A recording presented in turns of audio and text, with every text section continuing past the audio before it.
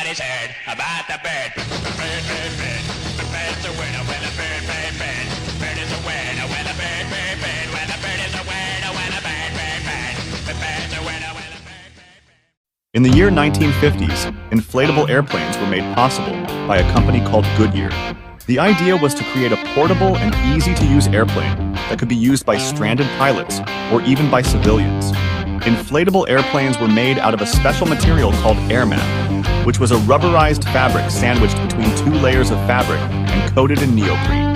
This material was very strong and lightweight, and it allowed the airplanes to be inflated to a low pressure of just 7 pounds per square inch. These could be packed up into a small pod and dropped from a wing of another aircraft. Once on the ground, the pilot could inflate the airplane with a hand pump in just 5 minutes.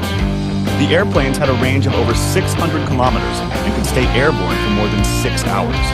Goodyear envisioned that inflatable airplanes could be used by civilians for recreation, but the military was also interested in using them for search and rescue missions. However, the program was ultimately canceled in 1973 after 2 crashes raised concerns about the safety of the airplanes. There were also doubts about whether the airplanes would be practical in real-world scenarios, such as the jungles of Vietnam.